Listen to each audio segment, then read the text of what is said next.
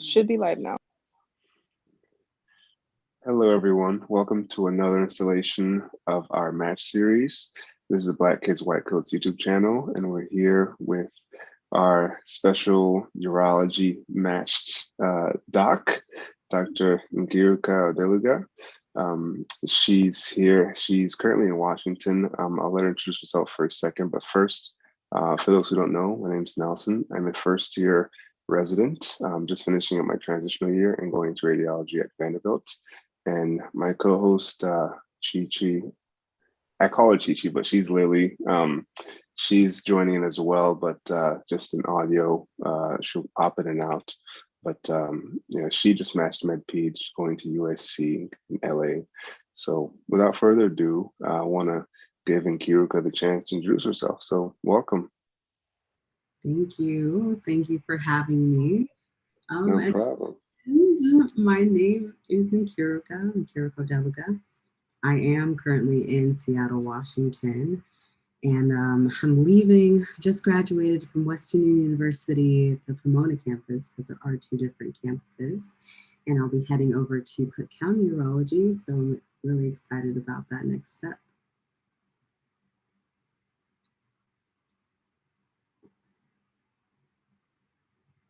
You're muted, Nelson. Yeah, I'm not. I'm sorry. Well, I was saying thank you again for joining us. Urology is a very special field, and I'm sure we'll get into it a little bit in our conversation here.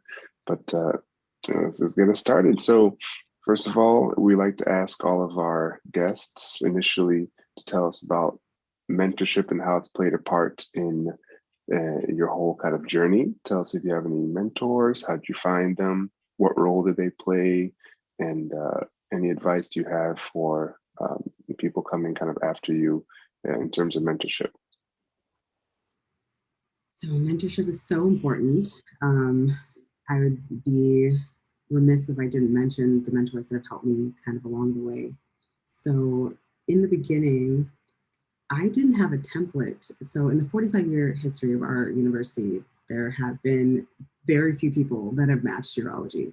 So sometimes in other programs that have maybe a baked in urology department or preceptors or mentors, I kind of had to develop that for myself, which actually turned out to be a blessing in disguise, because now on that way, I kind of met so many different people in so many different parts of urology. So it's been really wonderful to develop those relationships.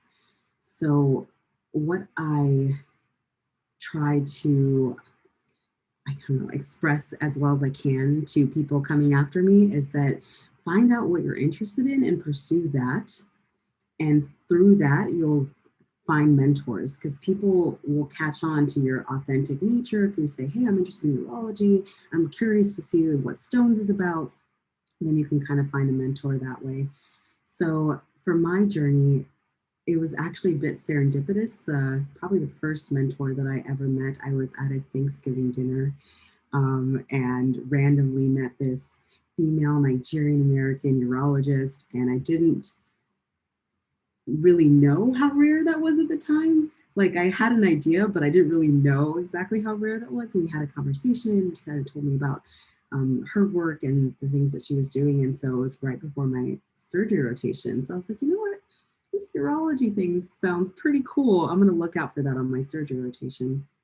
And because I did that, I did get to meet some other urologists on my surgery rotation. And then just as that, that advice that I mentioned, I followed my interests, mine particularly being, recon and gender affirming surgery. As it is right now, of course, I haven't practiced urology yet, so it might change, but where it stands right now, it's that. So that in pursuing that and showing enthusiasm for that, then I was able to find different people that are doing that and develop maybe a stronger connection than I might have otherwise. Because sometimes I think it's really difficult when you're looking for a mentor and a mentor doesn't really know how to mentor you because you're not really sure exactly what you're looking for. But I find that if you do a little bit of introspection into yourself, you'll find what your interests are and pursue those, and then mentors will naturally kind of come into your life. That at least has been my experience. That's some great advice.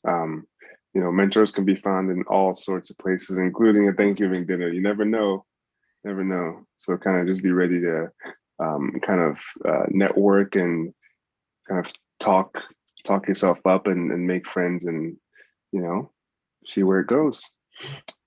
Yeah, and that is understanding of yourself, right? So right. I guess I should also mention that even before any of that, I was doing a lot of introspection, just know myself a little bit better so that you know how to almost market yourself. Absolutely. Very, very solid gems you just dropped there. Awesome. So kind of moving on, another question we like to ask is, and on this journey, it's a very tumultuous journey for everyone involved. Tell us about some of your highs and lows. You can spend as much time as you like on either one, but hearing about those might help give a little push to those who may be going through the journey as well. Okay. So let me start with the low so I can end on a high note. I would say probably similar to many people that were applying during the COVID season. I would say the lows were the COVID season because we started fourth year with a plan, right? You had all your sub-Is scheduled. Everything was like, okay, I already know my schedule ahead of time. I already know where I'm going to move, where I'm going to live, and all of that. And then your entire schedule just blows up and no one knows anything and doesn't know how that's going to come together. So even though that's specific to the 2020 year, it's kind of not, because things that you don't expect could happen at any time.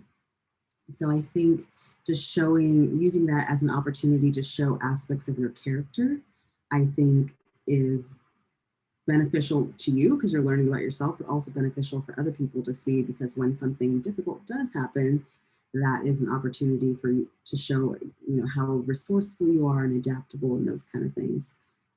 So as far as lows, I would definitely say that having to replan everything in fourth year and not really having the time to do that because no one knew anything, I think that was probably the most struggling component of Match. And as I mentioned, it's still applicable, even if it's not, a pandemic that throws everything off course. If something happens, it is an opportunity for you to show some positive characteristics within yourself, which could help for Match.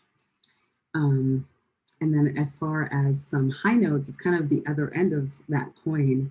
I would say because of using it as an opportunity to dig deep and show some of those other aspects of your personality, or for me, my personality, I think that it actually led me to do things that I actually wanted to do rather than some of the advice that was the tried and true way.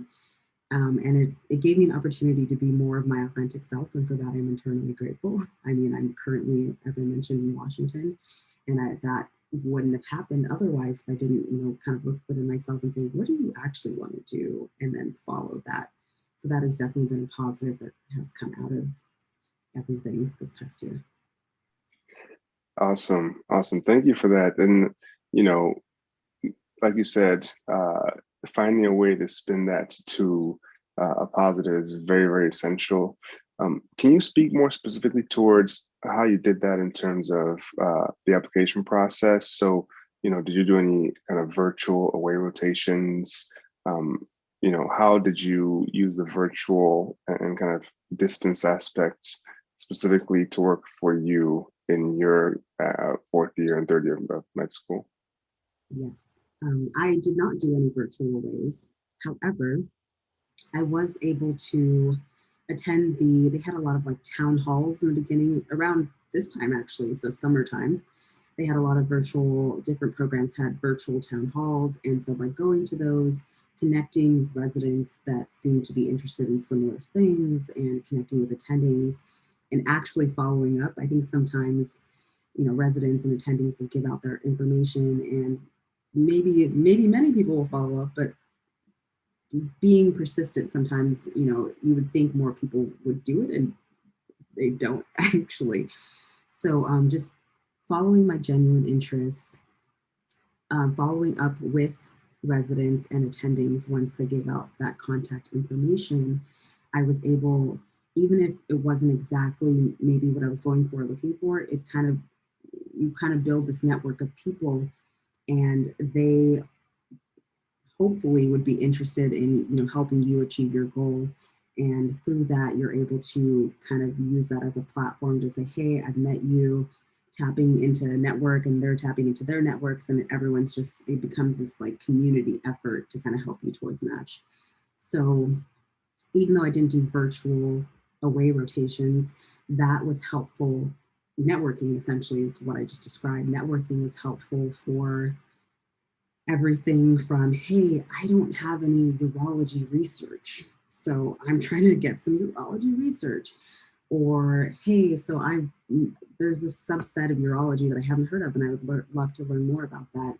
Scheduling aways, trying to get aways as well. So reading a personal statement at every point of the application process, networking can help you. So mostly the way I went about that was just being diligent. When someone gave out their contact info, I took that to heart and followed my genuine interest. I wasn't just hitting up everyone. I was like, oh, I liked what you said in this town hall. Let me follow up on that. That is so real. I know a lot of people, when they mentor, there may be a little sense of overload in terms of contacts, and they're not sure kind of who to reach out to or how to reach out to. But I think, like you said, making sure you do reach out regardless is an important thing. A lot of people just kind of fail to do that, and there's a lot of missed potential there. So I'm glad you kind of highlighted that point. So taking a quick step back, urology is a very prestigious field. So congratulations again. Very important field. Tell us, how did you initially gain an interest in urology, and how did you supplement that interest and gain exposure throughout medical school to the field? So initially, and I have no recollection of this, but my father told me that sometime in like high school, I said that I was interested in surgery. And somewhere along the line, I think either I forgot that, or I believe the myth that like if your hand ever shakes one time when you're like trying to hold it steady, that you can't be a surgeon. And I was just like, oh, I don't really know anyone, even though I have family medicine, but surgery just seemed kind of like, I don't know, a little far off. But I did have an opportunity in high school to shadow a general surgeon. And from that experience, I think that gave me a little bit of a taste of surgery. And I was like, okay, this is nice. And subsequently, I have a background in global health, that now hoping to be a future in global surgery. Subsequently, I was able to go to Guatemala after the eruption of Volcán de Fuego in 2018. And so I had an opportunity to see more urologic trauma surgery there. So that kind of just reinvigorated, like, oh, okay, surgery is pretty cool. And then, as I mentioned, I met a urologist at Thanksgiving dinner before my surgery rotation. And that gave me an opportunity, again, just to highlight surgery. Like, this is something that, even though you're waking up at like 4:30 in the morning right now to do this thing, you're enjoying it, and you're staying, till midnight when you don't have to, and you're staying for these extra procedures. So I was like, okay, I'm feeling pretty invigorated by doing surgery. And then I think it was really like the probably mid, but by the end of the surgery rotation, it was completely solidified. And I was like, you know what, urology is the way. This is what I'm going to do. And then I got to work. I started contacting everyone that had ever matched urology at my school, which again was not that many people, and tried to figure out, how do I do this thing? And a lot of it was on the fly, but there's the things that I did, I've already kind of mentioned. I did networking. This was the first conference that I could go to. It was right before COVID really hit. So it was like January 2020. And so I went to a conference just to learn more about the scope of urology. I got to meet some urologists, and that actually did turn into some rotations. So that gave me research exposure, that gave me rotation, clinical exposure as well. So I hate to harp on it, but networking, networking, yes. Honestly, you can't say that enough. It's honestly the key. When they say it's not about what you know, it's about who you know. That's truly, it's real.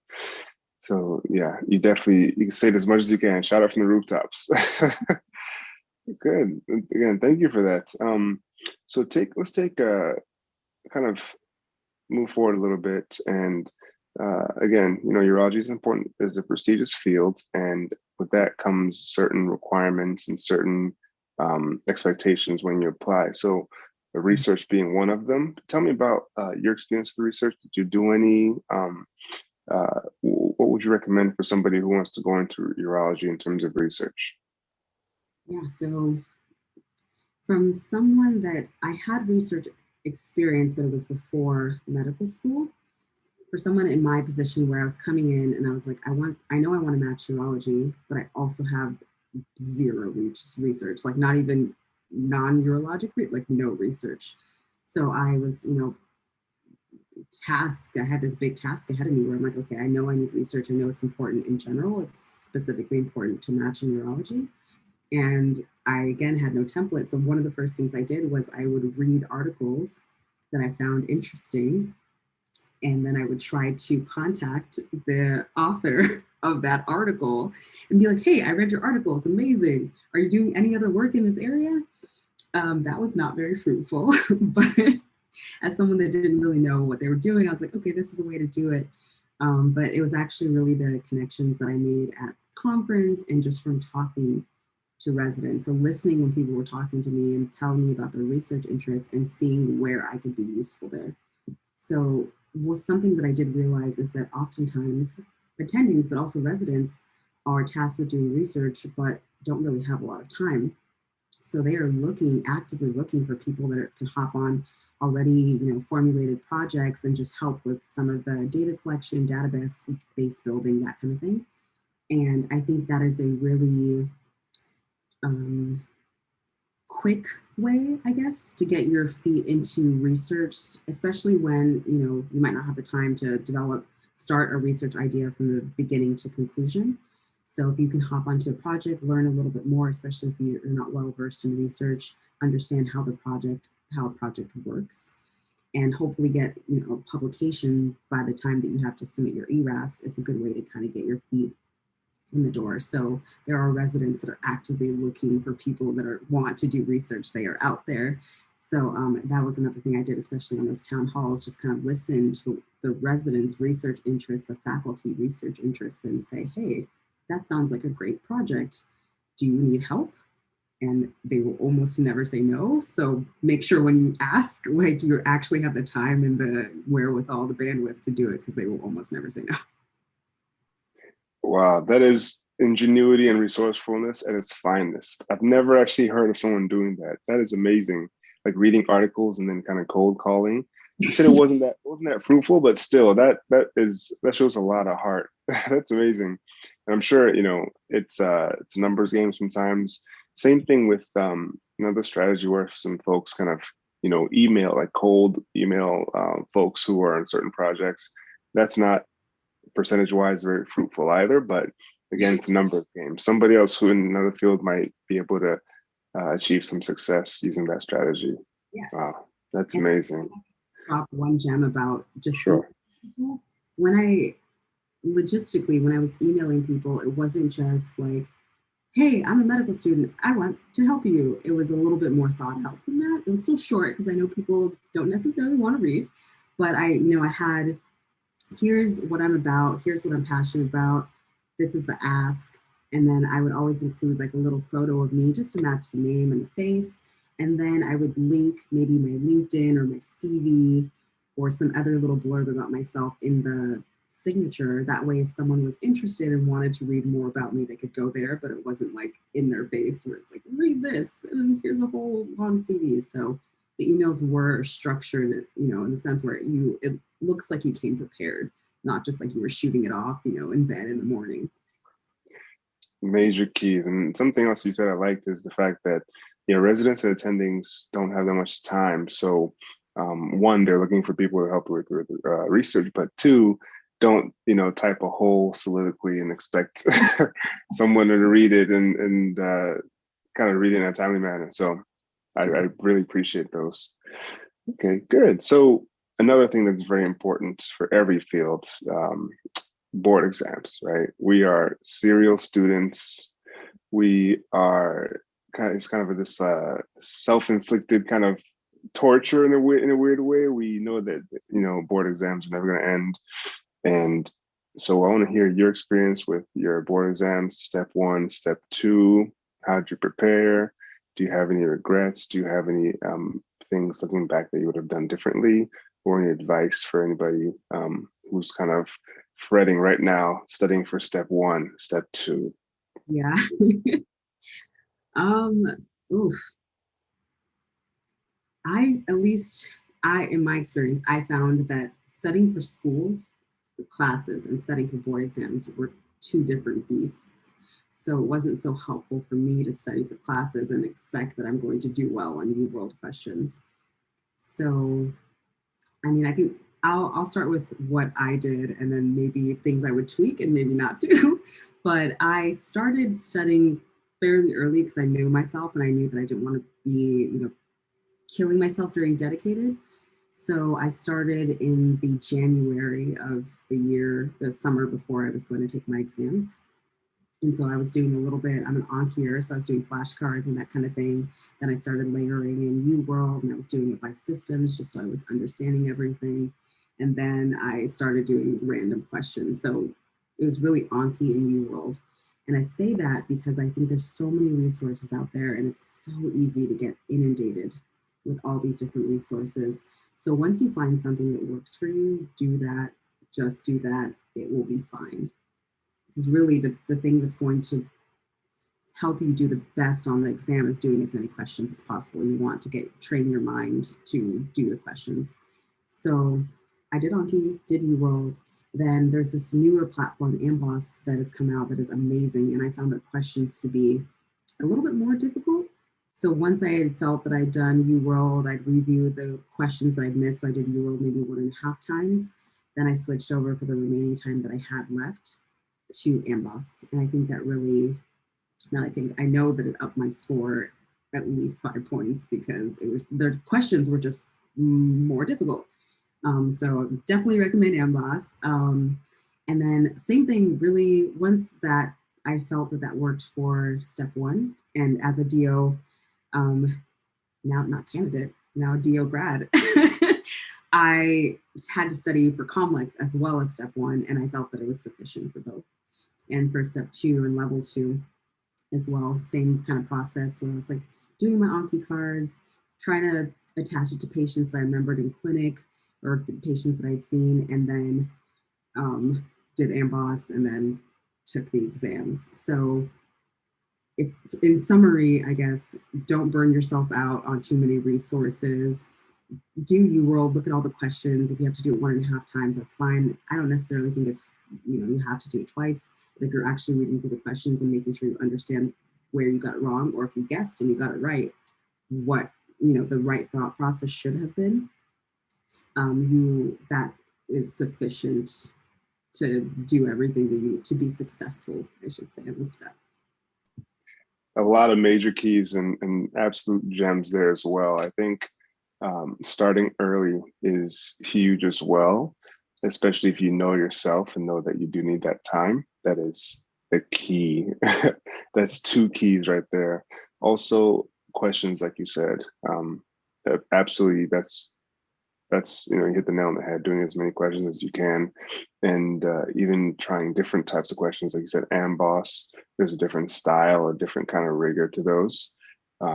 Excellent advice all the way around. So hope for everyone listening, take those to heart. And there's of course a million ways to go about this. If you try one way, it doesn't work.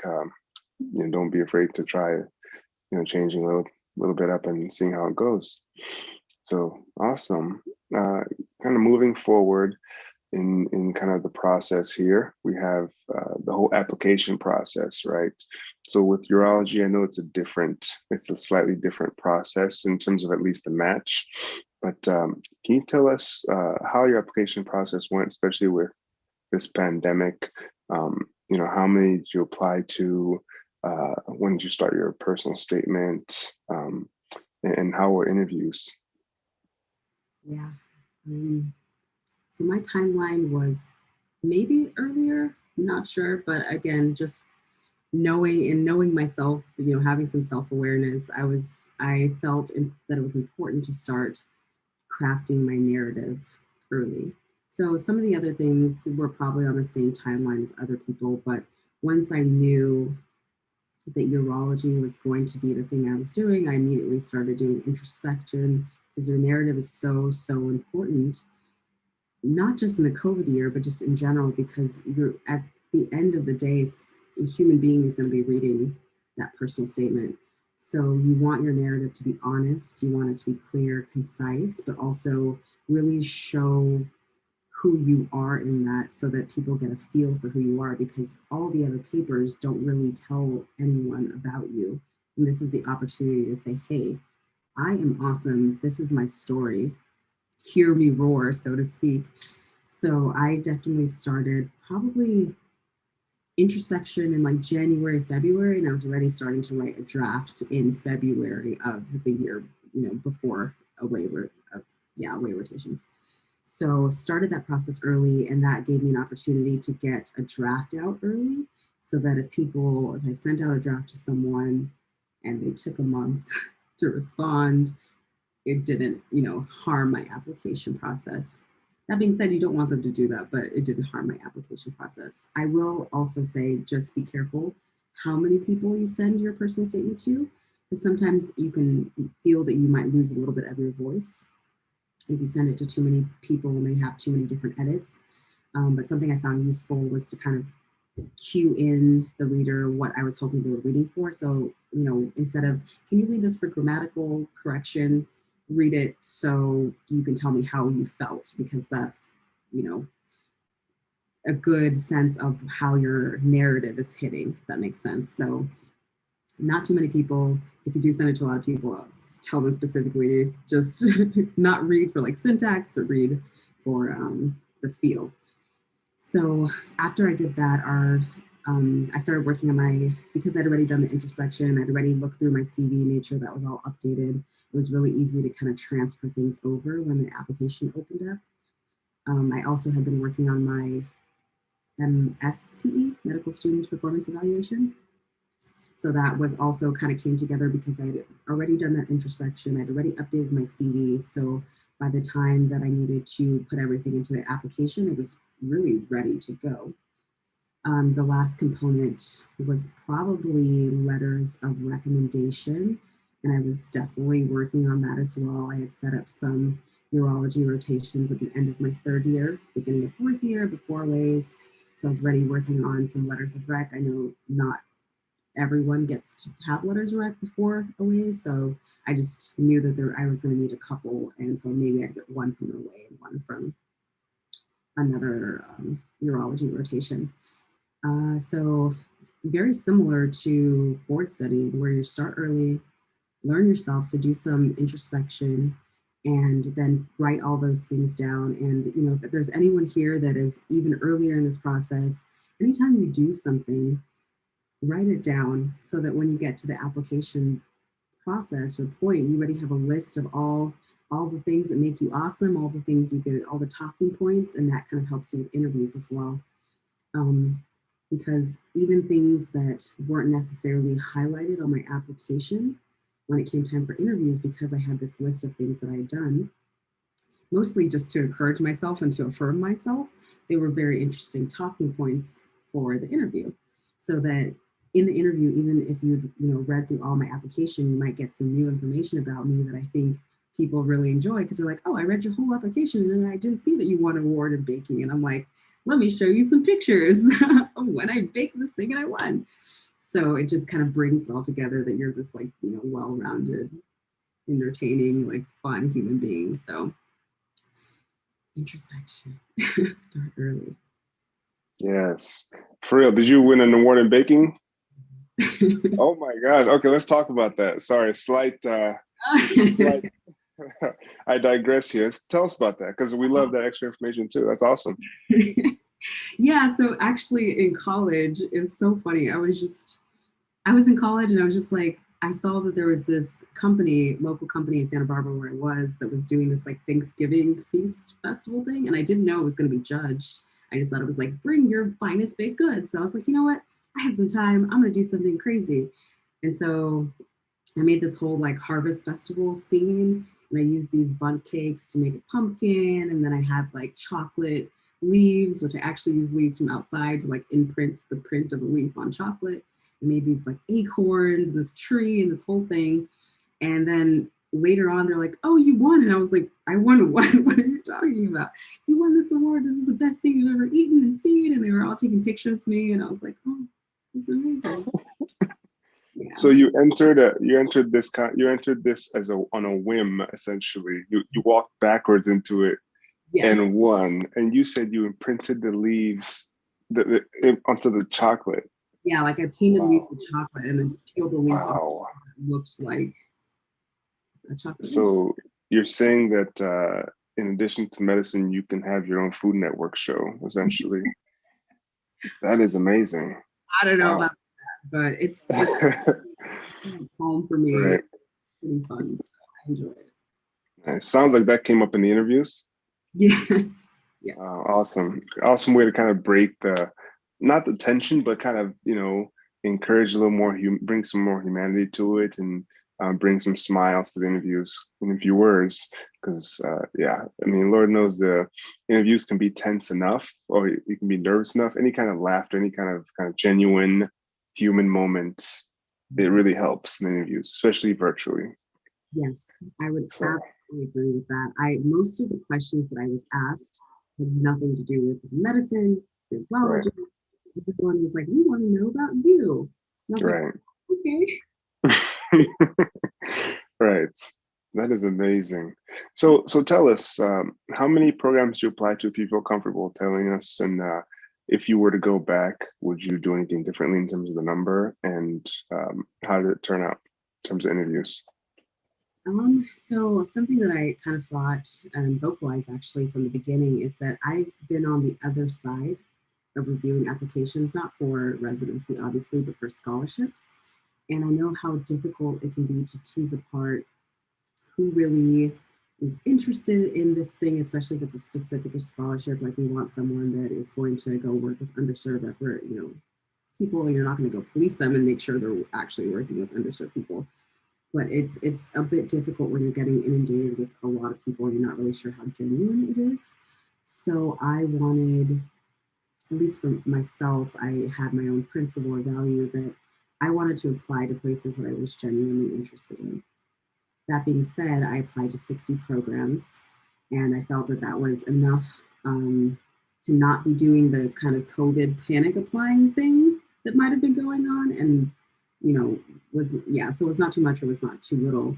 And I think that it is very person dependent, because I didn't particularly feel any anxiety about that. I felt pretty confident in that decision. But if that's causing you a lot of grief and stress, I wouldn't recommend that for another person to do. But I would say generally applications are anywhere on the low end from like 50 to the high end 100, and that's a pretty big range. So it really comes down to the kind of candidate you are and how you're feeling about it. As far as things that I would do differently, because I did so much thinking on the front end, once I kind of got to the action part, I was pretty confident about what I was doing. Not that I couldn't change it if I kind of had some new information, but I think I spent a good, amount of time kind of deep diving, and I was like, this is what I want to do. It's still, feeling comfortable and feeling okay, even given all the uncertainty of the pandemic and the season. And ultimately, I think for me, that was successful. And so again, just kind of bringing it back to, focusing on yourself a little bit, like what is the best thing for me, taking into consideration all the different factors that you have, family, kids, what have you, what is the best for me, what do I want to do, what am I interested in, what am I a candidate for, and then putting that to synthesizing that into the perfect match profile. Awesome. There's a strong motif of introspection laced all throughout here, and I definitely second, third, fourth that. It's super important in everything you do, and not just in the medical aspect, but going forward as well. And I appreciate that. So the urology match process is just slightly different, or the resulting of the match slightly different from many other fields. Can you tell us just a little bit about how that is, and just anything about the urology match process that's unique?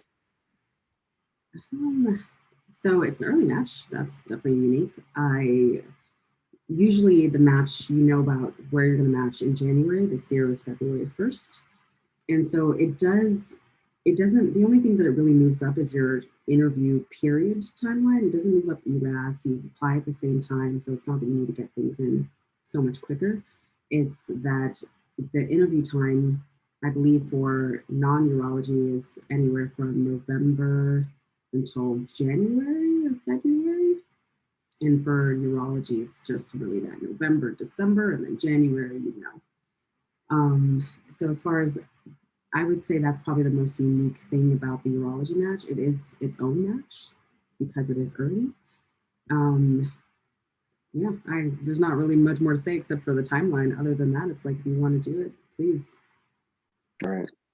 Great. Yeah, that was really just it. Just wanted to kind of hear it from your side and let everyone else know that it is a little earlier of a match.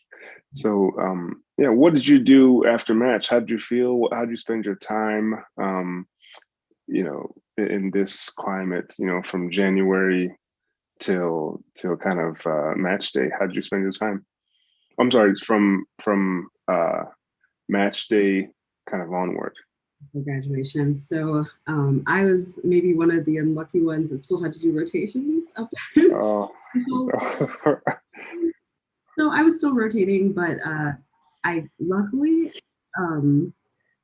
most people would ask me if I had matched and where I was in the process. So once I honestly answered, hey, so I'm fourth year and I've matched, I think people were like a little gentler to me, which was just me being this type A, which was not time that was just used freely. I was like, you know what, let me try to get as much research as I can in now, because I know intern year is going to be crazy.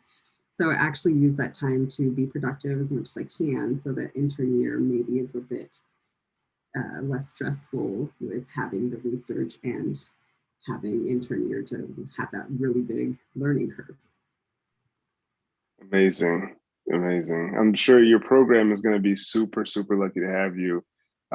You are kind of forward thinking, forward planning, and after match, when most people are like, oh my God, like super senioritis, like get me out of here, I'm done. You kind of double down, do more research. So props to you for that.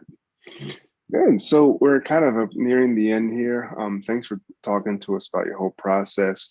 We like to kind of ask, is there any piece of advice that you would want to give to somebody going through the process now, whether they're at pre-med in high school, college, or even in med school now? Any advice you have? Yes. It's going to sound super corny, but it is so true. Please, please, please, if you want to do medicine, if you want to do surgery, do it. It is that simple. Do not let anyone else tell you that you can't do it, or, oh, you say that you're interested in urology and they say it's competitive. None of that. If you want to do it, do it.